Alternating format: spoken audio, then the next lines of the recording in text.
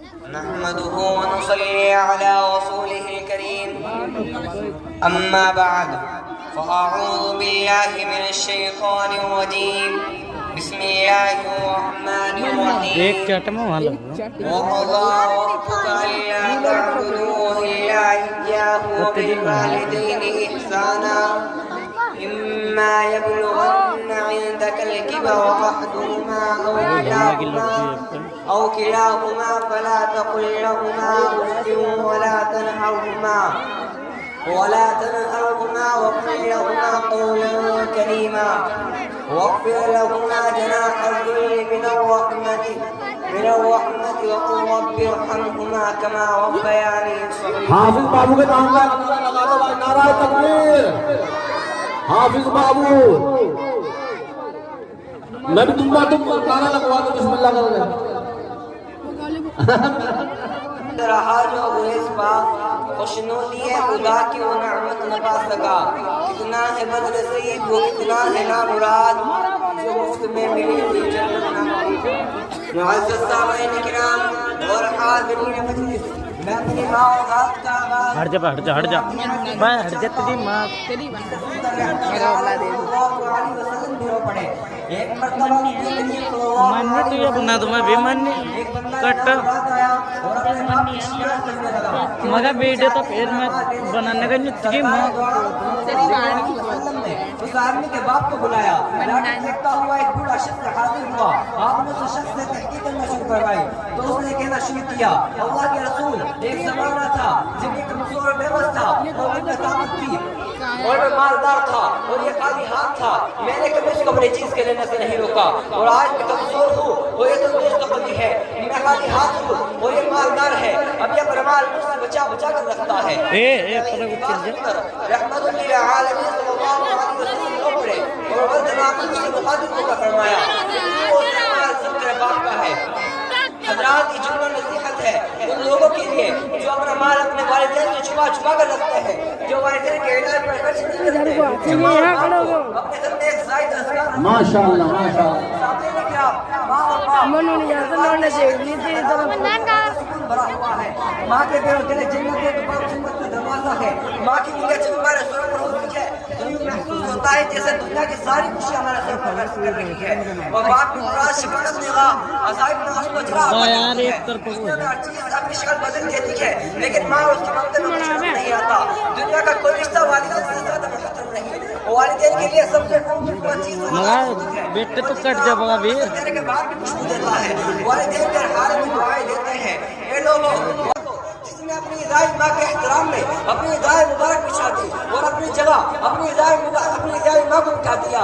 جی ہاں اسی دنیا دن نے فرمایا خدا کی خوشنودی اور ناراضی والدین کی ناراضی اور خوشنودی میں ہے. اے والدین کے احترام کو پامال کرنے والوں جاؤ کسی یتیم سے ماں باپ کی قیمت پوچھو. کیا ماں باپ کو ناراض کر کے جنت کی اور اپنی اولاد سے جنت کی توقع کی جا سکتی ہے؟ ہرگز نہیں. اسلام نے تعلیم دی کہ ماں باپ کے عظیم احسانات کے پیش نظر ان کے وہ جائز مطالبات بھی پورے کیجیے جو آپ کے ذوق و لسان میں گرا ہو. حاضرین اپنی بوڑھی ماں کی خدمت و ترائی کے باعث حضرت ہوئے قلبی تاجدار مدینہ کا دیدار نہ کر سکے اور نہ ہی والدہ کی زندگی میں حج کی تمنا پوری ہو سکی. یہ سب کیوں ہوا؟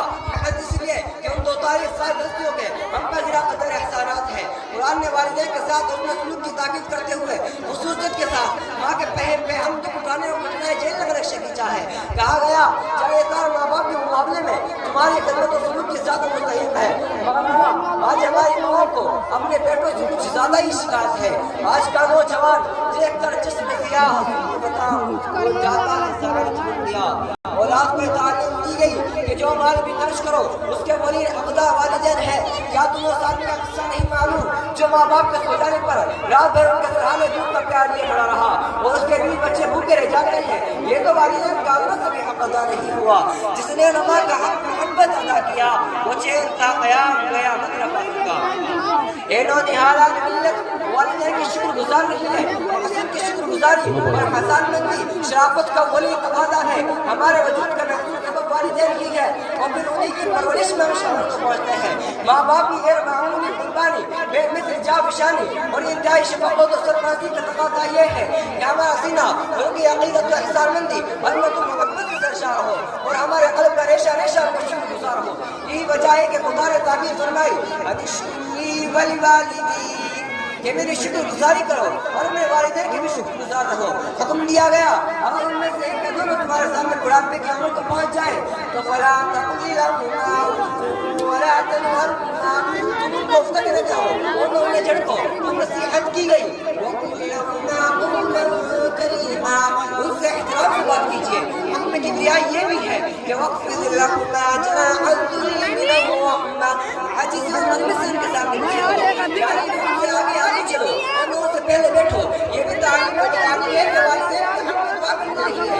رب ارحمهما كما ربياني صغيرا اے میرے پروردگار ان دونوں پر رحم کرو جس طرح ان دونوں نے بچپن میں میری پرورش فرمائی تھی.